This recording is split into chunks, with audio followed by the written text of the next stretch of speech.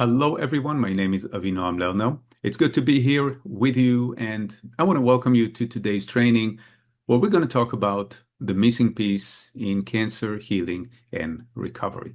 Why your suppressed emotions and unresolved trauma undermine your healing, and what can we actually do about it? What can we do to actually address them at the source so we can heal better and get better outcomes? That's what most of my clients are interested in. Hopefully, that's what you're looking for as well. But first and foremost, let me kind of quickly share who this training is for so that you know that you're in the right place. And I will say that if you're currently in treatment and it feels like you're doing all the right things, but you're not seeing the kind of progress that you were hoping for, I highly encourage you to stay tuned, because this missing piece that we're going to discuss here could very well be the reason for why that is the case. And I will also say that if you understand that lasting healing means treating the whole of you, not just addressing your physical body, and you're looking for a methodology, one that works alongside your traditional medical care, then stay tuned. Yes, this training is for you. So we're going to spend important time together here.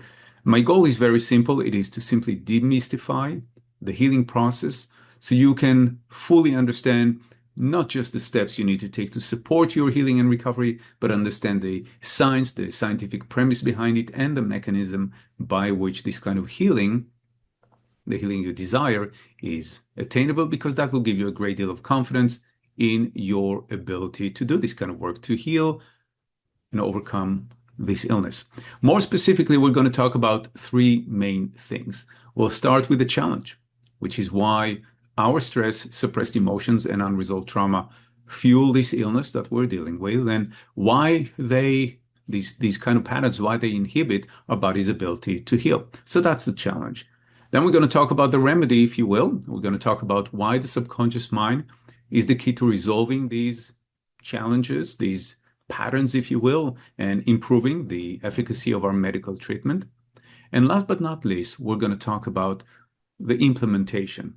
In other words, the very steps we need to take to rewire our subconscious mind and upgrade our mental and emotional framework so we can experience greater well-being throughout our treatment. Because it may seem like we're living here now in 2026, but many of us, mentally and emotionally, operate by definitions that we acquired in the past. In other words, our operating system is running Windows 93, even though we are now in 2026. So that will make sense as we go along. But to talk about all the things we need to talk about in a responsible way, we do need some ground rules. We need to be on the same page. So let me say this. Everything that I'll be sharing with you here today is not presented as an alternative to medical treatment. Medical treatment saves lives. It's important for me to acknowledge that. Secondly, this is not a do nothing, get healed kind of approach or methodology. There is work to be done, certainly. And there are no typical results, and that's true to everything we do in life. There are no typical results because our success or lack thereof depends to a great extent on our level of participation. In other words, on whether or not we're actually going to do the work, right? It's true to everything we do in life. It's not reserved to just regaining our state of health. And now that I've said that, and before we get into the nuts and bolts here, I want to quickly check in with you to see where you are mentally and emotionally. In other words, does any of the following statements that I'm going to read for you, does any of them resonate with you? For example, do you ever wonder if maybe your doctors aren't seeing the whole picture, or they're just not telling you the whole story? Do you ever feel like you're just passively submitting your body to treatment, just letting doctors do things to your body with no real say or control over your own experience? Do you feel deep down that there has to be some kind of a link between this illness, this cancer, and the tough times that you've been through in your life, but you have no idea what to do about it? And the reason I'm asking these questions is because if any of these statements sound like you or resonate with you, what I want you to know is that these are just symptoms. These are the symptoms of this missing piece that we're going to talk about. They're not the problem, or they're not the real issue. The real problem is that you have not yet learned to actively engage your subconscious mind, which is your body's operating system. And we'll talk about what that actually means in just a second. But for right now, I want you to understand this. When you learn how to engage your subconscious mind methodically, properly, then things will begin to change in real time for the better, which in some way will mean that you'll wake up feeling more confident about your ability to heal because you'll understand, or you will know that your mind and your body are working together rather than engaging in a conflict. It can mean that you'll notice a meaningful shift in how your body responds to treatment with fewer side effects, faster recovery rate between sessions. I know that's the case for many of my clients, and you'll have more agency. In other words, you'll get back some of the trust that was lost due to diagnosis. And just so you know who I am and that I know what I'm talking about, again, my name is Avinoam Lerner. I am a cancer and trauma recovery coach, holistic therapist, a published author, a TEDx speaker, and I've been doing this kind of work. I've been helping cancer patients and survivors maximize the efficacy of their medical treatment for 25 years now, a long time. And now that you know that, we got everything out of the way. Now we can actually dive into the scientific premise of this work and why the subconscious mind is the missing key component to our ability to heal and recover. We're going to talk about the science behind it, scientific premise, and I'll share my discovery of this truth or path through working with clients. Because, again, as I just said, I've been doing this work now for a long period of time, and during these many years, I've seen some people who created incredible transformations with regard to their health. These are people who just seem to be able to sail through the course of their medical treatment, minimal side effects. They were able to maintain their energy, their optimism, their quality of life. Oftentimes, they were able to achieve better treatment outcomes faster than expected. Now, to be fair, I've also seen many others who had a very different experience, right? Others who suffered unnecessarily, who struggled to even complete their treatment regimen, which lessened their odds of recovery.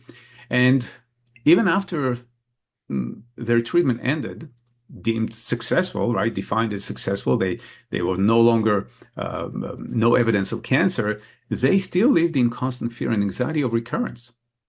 So that obviously is not what we want. So over time, as I began to really study those people we call exceptional patients, those patients who did very well, who fared better on every marker, and learned about the scientific premise behind this phenomenon, the science of psychoneuroimmunology, it all started making sense. And if it's helpful, psychoneuroimmunology, it's a big word, you can certainly search it, but it's a field of scientific study that came about in the 90s, 70s from the University of Rochester in New York.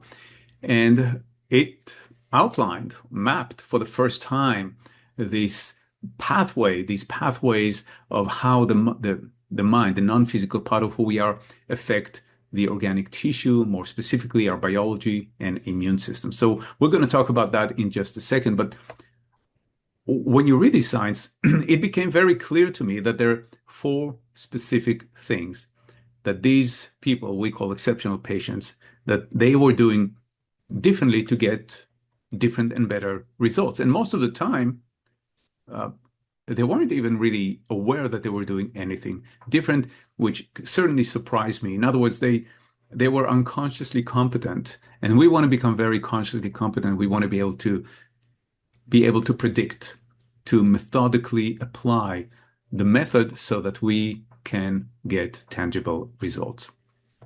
What I found really profound was that things began to change for the better with my clients when I incorporated these 4 shifts, I call them shifts, into my practice and formalized them or turned them into a formal practice, which I call mindful remission. And mindful remission, kind of in a nutshell, we use the mind as the access point. In other words, we use our thoughts, beliefs, perceptions, the subconscious mind to signal the brain to communicate better information to our immune system via the central nervous system. That's the pathway that psychoneuroimmunology shed light on and proved to be at work here. So we can use this pathway to trigger the healing response instead of the stress response. And we'll talk about how to do just that in just a moment. But the change I'm kind of referring to with regard to my clients was a significant improvement in their ability to respond to their medical treatment and to heal, and not just physically. I mean, mentally and emotionally, they were calmer, they were more confident, they were more resilient, as if something within them kind of clicked back into place. And I hear it from clients again and again. Something clicked back into place, even though they were obviously still going through treatment. And that kind of surprised me. Okay, well, let's get started. Let's dive into shift number one, because again, I want you to get to the nuts and bolts here. Shift number one, which states that you can't fight cancer when you're fighting yourself, is a very important shift. What it essentially means is that you can't maintain an internal negative environment, mentally and emotionally, and expect your body to thrive. Hopefully, this makes perfect sense to you, at least intuitively. You're not just a physical body. Yes, of course, you live in a physical body. We all do. But you also have other dimensions to you as well. You have mental dimension, emotional dimension, spiritual dimension. And this kind of shift, in a way, shift number one is part of the reason why we haven't really won the war on cancer, if you will. We haven't cured cancer, despite of the endless amount of resources and years of research. And the point is that we haven't been able to address cancer fully because most treatments only treat the physical body and not the person living within this physical body. Okay, medical treatment is extremely important, but it only works on the physical manifestation of cancer, in other words, the tumor, when we should be treating really the whole person. Now, intuitively, we know this, but what this actually means to you is that any approach to healing, to recovery that you're going to take, it needs to address all of you, not just your physical dimension. Otherwise, it's just plain incomplete. Now, the fact is that 70 to 90% of all illnesses, including cancer, are aggravated by stress and emotional trauma. We know this to be true. Research, it's black and white. And that means that the more stress you're under, the more unresolved emotional trauma you carry, the more these kind of aspects and underlying patterns actually fuel the illness. Does that make sense? And here is why that actually happens. When we are under stress, our body produces a massive amount of a substance called cortisol. Now, that's the body's stress hormone. Prolonged exposure to cortisol, because a little bit is fine, it's what we need to do in life to have some resistance and work through. So a little bit is fine, but prolonged exposure to this stress hormone, and we know this again through research, actually suppresses the functioning of our immune system. And it shuts down or diminishes the effectiveness or the power of natural killer cells, which are cells that whose job is to identify and destroy the tumor and the cancer cells that we want them to, or that we need to, in order to heal. And the problem, as you can see, is that modern medical treatment, while addressing the physical body and these physical aspects, it doesn't address the underlying patterns of stress and trauma that are unfortunately inflaming or contributing to this illness. So this is an important point. And a good way to think about it, I want you to imagine that out of our 100% of experience, let's say 50% is physical. Okay, that's most of our experience is physical because we live in a physical body. So 50% is physical, 25 we can say is mental, and 25 is emotional. Now, your numbers can be slightly different, but even if we just, and that's what I want you to consider, even if we just address the 25%, either mental or emotional, if we resolve these 25%, wouldn't you want to increase your odds of healing and recovery by 25%? Of course you would. I know any one of my clients does. So So that's what the first shift is all about. It's about treating cancer not as a local event within the physical body, treating it not as a particular failure of an organ or part of the body, but rather as a whole person event. In other words, we need to treat the whole person. Okay, so that's what the first shift is about. Let's talk about how to do that and what we need to address here. So let's talk about the second shift, which is we need to understand how our illness thought patterns are being formed so that we can resolve them. And this is important. And we start with the following statement that our body responds to what we think about. Again, our body responds to what we think about. It's such an obvious thing. I shouldn't really have to say it, but what I've learned from, again, working with people that many of us just don't really think about it in this way. But it becomes very clear when we look a little closer into this phenomenon, right? When you watch a scary movie, for example, I tend to avoid those, but when you watch a scary movie because you like that, your heart starts racing, your body is responding, even though you're in the comfort and safety of your own home, right? You're not out there experiencing this horror. And that's because your body is responding to the mental images that you're viewing, right? The movie that you're watching. But it doesn't have to be an external stimuli that activate this kind of biology or experience within our body. For example, when you think about your favorite food, your mouth begins to water, right? That is your body responding to your imagination, to your mental imagery, if you will. So what does that tell us? It tells us that our mental imagery, our imagination, our thoughts, perceptions, and beliefs, they can cause an immediate effect within our body. I mean, right away. And that's the mind-body connection in a nutshell, right? Something happens in our mind and we have a physical experience as a result of that. Now, when it comes to cancer, there are nearly always habitual mental patterns that we're running that are causing us to stress, that are unintentionally diminishing or hurting the functioning of our immune system, and that are actually letting cancer thrive because they render the body vulnerable. Our biology doesn't work in an optimal fashion, right? So then illness can more readily develop. So the body is vulnerable.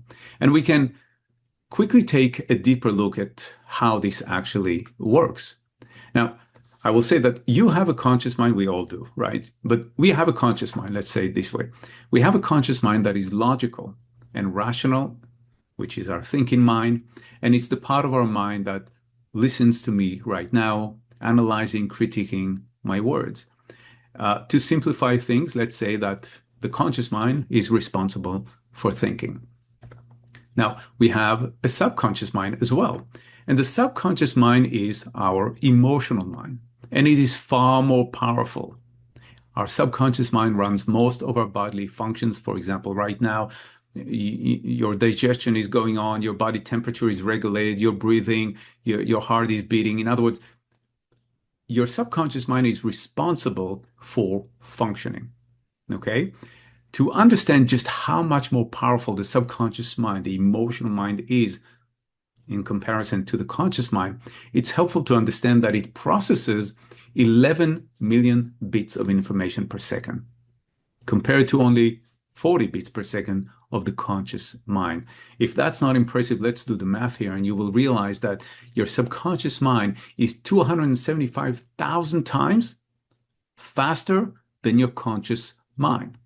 But, and this is an important but, as powerful as the subconscious mind is, it has one big flaw that we're going to take or use to our advantage.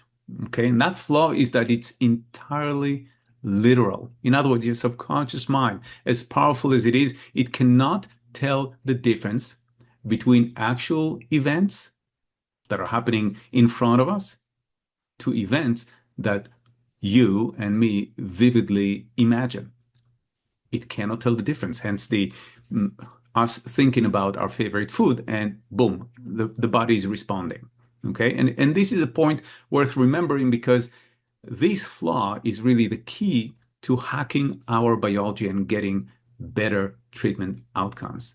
The subconscious mind is it allows us this access point. And it's worth remembering that it has massive influence over our biology. Breathing, heartbeat, as I mentioned, digestion, body temperature, all of these processes take place without our conscious participation. And more importantly, to our point, the subconscious mind also has influence in part over the functioning of our immune system. So it's not that it's the only part that governs our immune system, but it's got influence over it. And this is what we're going to utilize to our advantage.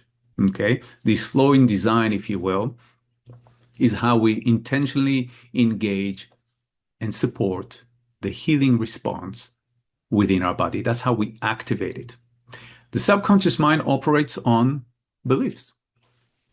In other words, your beliefs over time harden into conditions, if that's a good way to put it. And what we know with absolute certainty, and I need you to stay with me on this, what we know with absolute certainty is that most of the beliefs that we're having, all of us, that we're carrying around, they were installed in our mind when we were very, very young, which means that they are likely, and this is not a judgment of who we are, but they're likely, for the most part, distorted, entirely wrong, or not entirely true.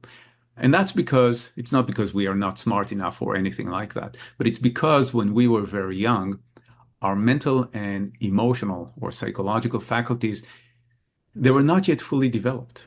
So we couldn't really exercise a lot of judgment around it. But here's the thing.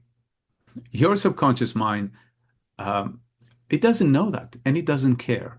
It doesn't know that these beliefs or perceptions are distorted and wrong, and it doesn't care. If it believes things deeply, it will proceed to act on these beliefs as if they are real, which means for us specifically that perhaps distorted beliefs bring about distorted conditions, in our case, illness. Now, based on my experience, again, 25 years, I can tell you that many cancer patients actually have very specific beliefs that create what I call illness thought patterns. So illness thought form an illness paradigm. And unless these thought paradigms are reversed, they will continue to diminish the functioning of our immune system and render our body vulnerable. They will promote disharmony within our body. So let's look a little deeper at these illness thought patterns and how they form, because we want to understand this. We want to really know what we need to do here. So let's say this. Earlier in life, when you were, again, very, very young, you received all kind of statements, suggestions from figures of authority in your life. It could be your parents or your caretakers. If we talk about family, you receive suggestions like perhaps, well, our family always gets sick, or illness runs in our family, or my grandmother had cancer and her grandmother had cancer, and then when I had cancer, it just felt like it was my turn. Something to this extent, something quite basic, what I call family mythology. Now, these suggestions, they came from people that we relied on for staying alive. So we just accepted them without question. And those suggestions, and they got compounded over the years because people like to tell the same stories, the same family mythology. Over the years, they hardened into beliefs, and these beliefs began to shape our reality because our internal reality, because they started impacting or altering our biochemistry. Okay, they either set up a cascade of hormones that created abundance of health for us, or they set up a cascade of hormones that created additional stress and further suppressed our immune function. So eventually we'll reach the point where our immune system can no longer maintain optimal health, and that have allowed illness to more readily develop. Does that make sense? Hopefully that makes sense to you. So here's the bottom line. The bottom line is this. There are habitual thought patterns that got installed in your mind, in your subconscious mind, when you were very young. They programmed you without your knowledge or consent, if you will. for expressing health in a certain way. And if you don't reprogram these thought patterns from ill health back to health, then your subconscious mind will continue sabotaging our biology, our progress, our immune system, and our potential for healing and recovery. There is no in between for the mind. Either our subconscious mind is working to promote health or it works to diminish it. And if it's working to diminish it, you want to do something about it right away so that you can give yourself every possible edge and advantage to overcome this illness, right? And someone who did just that, I want to share a past client story. And this past client is Martha, who at 63 was diagnosed with lung cancer. And Martha was a very active person all her life with big social circle. But now, with this diagnosis and so much has changed, with an oxygen tank attached to her hip, she had to slow down. Her mobility was severely restricted as a result of that. And even standing for long periods of time became difficult, which meant that she wasn't really able to host her family as much as she wanted. And that had an impact. And mentally and emotionally, the change in her identity from an active and independent person who's the head of her family to now being a cancer patient, this kind of change was extremely hard for her to process and certainly to accept. Now, if we look back into Martha's childhood, it was complicated. Martha grew up in a very religious home. And this is not a criticism of religion, obviously, but in her words, it was an atmosphere that was full of tension. It was strict, it was rigid, it was domineering. And from a very young age, Martha said that she learned that bottling her emotions is safer than expressing them. And maybe it resonates with some of you. Martha never heard the word, I love you. It was just not spoken, not expressed. She never felt safe enough to cry. And over the years, her grief accumulated like dust in a locked room until one day her lungs collapsed under the weight of it all. Now, in many ancient traditions, the lung is considered to be the home of unspoken sorrow, grief. And for Martha, every breath expressed that. Every breath became a struggle under the weight of her unprocessed pain and unexpressed pain, suppressed emotions. When we began working together, obviously she didn't know what to expect, but something somewhere inside her, something said or whispered, it is time. Time to speak what had been silenced. Time to feel what had been buried. Time to let the body exhale all that it's been holding, all those suppressed emotions for decades. And maybe that resonates with some of you as well. Session by session, Martha began to speak and release words that she had never really been able to reach before. She let herself be seen for the first time in decades, and she was finally ready to release this unheard cry of her mind and heart. In other words, her grief. And she cried and she raged. She remembered, and then she breathed, and not just air, but life. It really, I know it sounds poetic, but it's really the best way to describe it. And as the suppressed cry of her heart found its voice, something began to shift within her, because healing didn't just happen in her body, it happened in her story. Again, this refers right back to shift number one, that we have to shift our view of cancer from a failure of a specific part of the body to a whole person event. So healing didn't just happen in her body, it happened in her story as well. And Martha began to realize, she discovered that healing isn't always just about fighting the disease, it's sometimes about listening to the message beneath it. And she was able to do that, and once she did, the path forward opened like a long-awaited breath. And I'm happy to report that she's still going strong at the time of this recording. So this is a really good thing. But speaking of suppressed emotions, let's talk about the third shift. We're getting into the thick of it, as we like to say, addressing the root cause, not just trimming the leaves. And that will make sense in just a moment. What I want you to understand about this particular shift is that it relates to a very big scientific project called the Human Genome Project, which you may have heard about. The project itself was concluded in 2003.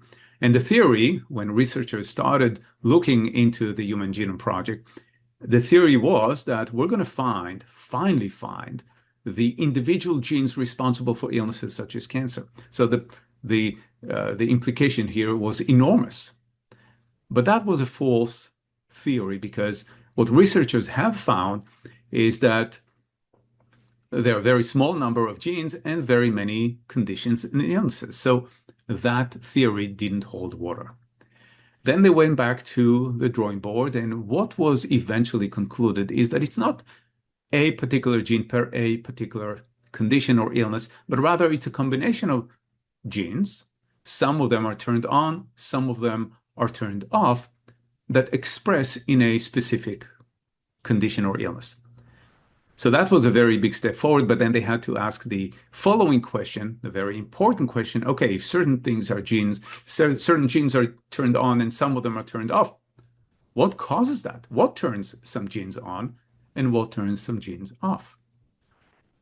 So the answer, while complex in a way, was that amongst the various factors, there are mental and emotional patterns that influence our biology through the nervous system, hormonal and immune pathways, which can in turn affect gene expression.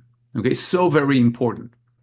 Again, the answer is complex, but amongst the different factors, there are mental and emotional patterns, which is exactly what we're going after, that influence our biology. And that's why we are here talking about this work. It's a scientific premise, in a way, for everything we do here, everything that Mindful Remission is here to help us solve. And it's why we get results, because it's evidence-based and we know what we're looking after. We get results with Mindful Remission, which I call a game changer methodology. I'm calling it a game changer methodology because it's actually how we tangibly, practically able to identify and then reverse illness thought patterns, and in doing so engage the body's immune response. In other words, we support it, we allow it to do what it's designed to do, which is to eliminate any abnormalities in our blood. Okay, and my point is that illness thought patterns, they live in our subconscious mind. So unless we address the subconscious mind directly, healing these patterns just cannot happen. And again, I'm not putting down any therapeutic approach here, like talk therapy, for example. I'm just stating the fact. If we look at conventional talk therapy, it primarily addresses the conscious mind, hence talk therapy, right? We're going to talk about it. To access the subconscious mind, we need a different tool. We'll talk about that tool in just a second. But before we go there, before we talk about what's actually going to work, let's quickly talk about what many of us have been told to do, what I call conventional wisdom. And the one thing I want you to understand is that conventional wisdom is a recipe for conventional results. And conventional results, when it comes to cancer, is just not good enough. It means recurrences, not what we want. Now, what I'm talking about are likely things or suggestions that you've heard from well-intended people in your life. Some of them may very well be aware that there is a mind-body connection even. But these suggestions goes as follow. For example, that you need to think more positively, right? I mean, stop being so negative. Be positive. That's one suggestion. Another is that you need to meditate to lower your stress level. Not a bad idea, but we'll talk about why it's flawed in just a second. You've probably heard that you need to join a support group, which is a great idea, except from my perspective or my experience, many of these support groups have people that just focus on fear and commiserating and talking themselves out of being full of lives. Or maybe you heard that you need to wear pink to join the cause. I mean, these are things that seems to float out there in the cancer sphere, but none of these activities, and that's why I want to talk about them, none of these activities actually address the unique subconscious patterns that are impacting your biology, inhibiting your immune response. The lessons The beliefs, the perceptions instilled in your mind when you were very young are very different from mine or from everybody else, right? I mean, so what that means is that we can't use a one-size-fits-all approach. We have to go straight to the source. And at the end of the day, we have to learn that to be true. I mean, we know this through research.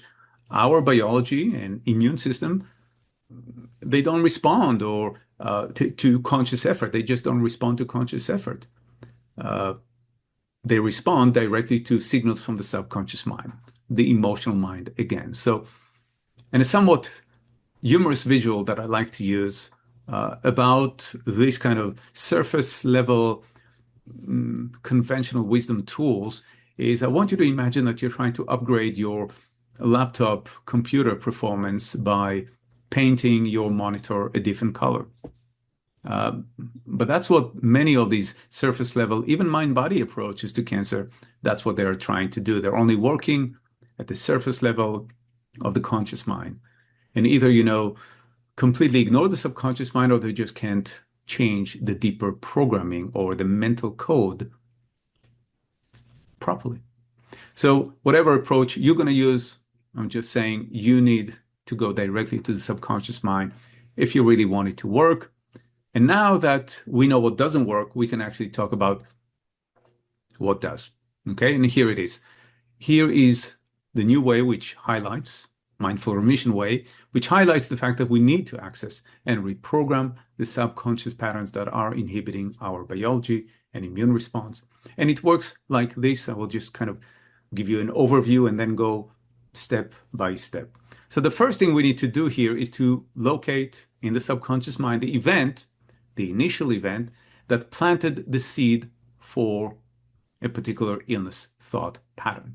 Once we identify that, it can be a situation, event, or anything in between, then we can release the emotional intensity trapped in that event.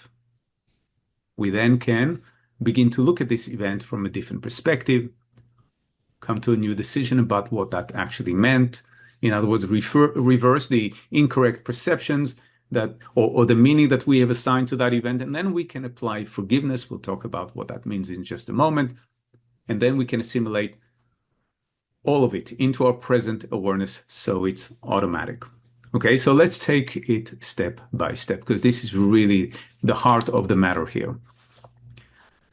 The first thing we need to do is to access the subconscious mind. To do that, we use hypnotherapy, a particular type of hypnotherapy, as the key to the door of the subconscious mind. And we need to access the subconscious mind to original, again, that particular moment in time, situation, or event that caused us to shift our identity or perception or belief about who we are from positive to negative or limiting. That's the moment or experience that planted the seed of the illness pattern. Now, there might be more than just one event. Okay, well, we'll address each one of them, but that's what we do. Now, once we found the event, that moment in time where things have shifted for us internally in terms of our understanding of who we are, from positive to negative or limiting, then we need to release the trapped emotions within that event. Because usually these moments in time where something shifted within us, they were very emotionalized situation. We tend to call them trauma, but it doesn't have to be all that dramatic. They were very emotional situations, which is why they kind of got so ingrained deeply in our subconscious mind, because the subconscious mind is the emotional mind again. So we need to release the trapped emotions around the event, because like thick fog that prevents us from seeing the road properly when we're driving, these intense emotions prevent us from seeing the event through a clear lens in a way. The intensity prevents us to find the good in that which we previously perceived as bad. It prevents us from looking at the same situation from a different perspective, so we can come to a new decision about what that moment actually meant for us. So when we do that, we'll be able to think about the event, when we release the trapped emotions, we'll be able to think about that event, that really traumatic thing that happened to us. But it just won't sizzle anymore. If I can describe it as such, it won't hurt anymore because we released the emotional intensity around it. And once we've done that, now we can actually view the whole event with a new sense of clarity and reverse the distorted meaning that we have assigned to this event, if it was indeed distorted, the meaning that promoted limitation and negativity. We can replace that meaning with a more empowering one, a better one that will promote balance and health rather than imbalance, if that makes sense. Okay. What I want to make sure that you understand is that we're not changing what happened to us in the past. That's not possible. All we are aiming to do is change the meaning that we have assigned to what has happened to us. Okay. And that's an important distinction. Then, once we've done that, now we can use forgiveness to heal the entire moment in time, the entire thing, the entire event. Now, by forgiveness, I don't mean that what happened to us or what someone did to us is okay. That's not what I mean at all.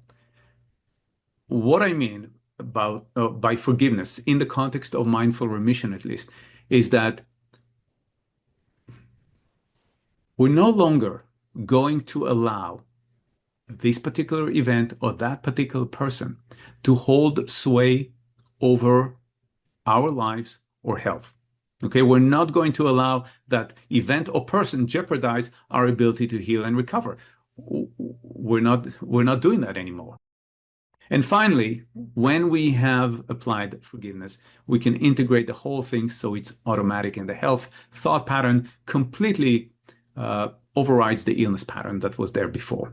Okay, now look, we might have to do this with a few different deeply emotionalized events. Yes, understandable. I mean, life is complex. We live the life. We might have to do this with several people or several beliefs that are currently sabotaging your progress beneath the surface. But the one thing I want you to understand is that once you replace an illness pattern with a health pattern, your subconscious mind begins to work to your benefit. It begins to support your body's campaign for healing and recovery. Things become easier, better. It's not to say that that going through treatment is easy, but things will be 10 times easier. Absolutely. All right. So let's highlight some of the things that we talk about so far, because I want to make sure that it stay fresh in your mind. First, we said that you can't fight cancer when you're fighting yourself. Think of it like standing in front of the mirror with a sad face, hoping to see a smiling reflection, right? Not going to happen. The second shift we talked about is about releasing suppressed emotions, essentially, right? Illness thought forms. How do we release them from the subconscious mind so we can support the body's healing for recovery? And last but not least, we understand that addressing the root cause of our distress, that moment in time, shifting our mental programming for the better, can impact treatment outcome for the better. It's as simple as that. That's the equation. And that brings me to the fourth shift. Okay, we're moving fast. I want you to stay with me. We're almost done. This shift is shift in identity. From feeling perhaps like a cancer victim to perceiving yourself as a healing powerhouse. And this is so important because one of the biggest challenges for cancer patients, one of the biggest problems that they're facing is the feeling that everything is out of their realm of control. And again, we know through psychoneuroimmunology, this field of research have identified specific patterns. We're talking about helplessness, hopelessness, and stress as immune suppressant patterns. So we know these patterns are not working in our favor. We know also now that by engaging our subconscious mind, we can actually get ourselves back in the driver's seat, metaphorical driver's seat, if you will. We can recruit the most powerful ally that we have, that we can, and that is ourselves. And a good example for someone who's done that. Let's talk about James for a moment, another client who turned things around quite beautifully.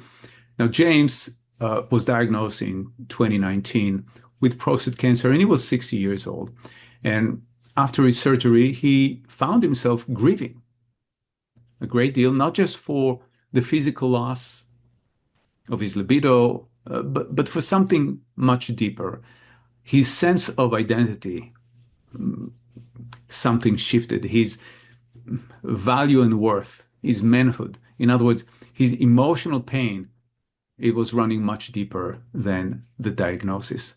And if we look at James' childhood, again, there's a lot there. So first of all, his dad was a recovered alcoholic, and James said that growing up, there were many, many rules and a lot of criticism, plenty of judgment that he contended with. And to avoid being on the receiving end of his father's rage, James did all that he could to succeed academically, because that brought some peace and quiet. So to stay safe, James did everything he could to excel in school. He developed unintentionally, but this pattern of being a perfectionist. But beneath the success that he was having, there was fear, there was anxiety, there was a crushing sense of not being something enough. And in a way, he walked on eggshells and waited anxiously for the other shoe to drop at any moment, because it happened and it was very difficult for him to experience. James struggled with a great deal of self-blame. He blamed his cancer on his wild young years, if you will, on drinking, partying, on his sexuality. He internalized a lot of shame, and he believed that he, in a way, was the problem. He was the disappointment. Something within him was broken. And this was the seed of illness, in a way, the true illness, eating away at him from the inside out. And maybe that, again, resonates with some of you watching right now. Through our work, James began to meet himself with compassion instead of judgment. He learned to make peace with his past and began to embrace his identity, not as a flaw, but as something quite sacred. He released years of self-blame, and he finally was able to forgive the boy that he once was, the boy who just wanted to feel free, get under this weight of oppression. And he was able to mend through this kind of work his fractured relationship with his body, with his story, with his soul in a way. And for the first time, he was able to really look forward to a future that was filled with possibilities instead of doom. Now, look, this is James' story. You heard Martha's stories. Maybe you have your own story. Now, you've heard everything I have to say. And now you have a choice to make. You can either keep going to your doctor's appointments and just relying on the physical approach to healing. Well, the whole time you're filled with stress, you're filled with anxiety, knowing that you're unintentionally working against yourself, suppressing your immune system, and making it harder for the body to recover. Or if you want to take control of what you actually can control, which is your own mental and emotional state. In other words, you want to feel confident about the path you're on. And you want to use the mindful remission approach to get better treatment outcomes, not just to make your immune system stronger, but for you to feel better. So you don't just survive, you get to thrive through this moment in time without all this stuff weighing heavy on you, without all the past and negativity weighing you down and holding you back. If that's what you want, then here is what I have for you. I've set aside some time in the next 48 hours to speak with you personally. It's important for me to speak to each and every one of you personally about how you can begin to integrate this approach into your individual cancer journey. You can do that starting today with 25 years of doing this kind of work, whatever your biggest challenge is. I've seen it and I know how to address it, how to support you. So I encourage you to book a call using the calendar or the form, the link beneath this video, just to get started. And what we'll do is we'll jump on Zoom for about 40 minutes or so to do some work Number one, what we'll do is we'll get very clear on where you are right now, your treatment, your challenges, what's working, what's not working. So that's the first thing we're going to do. Number two, we'll identify the very patterns that are affecting your immune system even right now. Number three, I'm going to lay out a crystal clear path for you to healing what's in the way of the results that you want. And number four, we'll talk about how you can begin to shift illness patterns into health patterns so you can move forward with confidence. But here is the thing. This call, it's not for everyone here.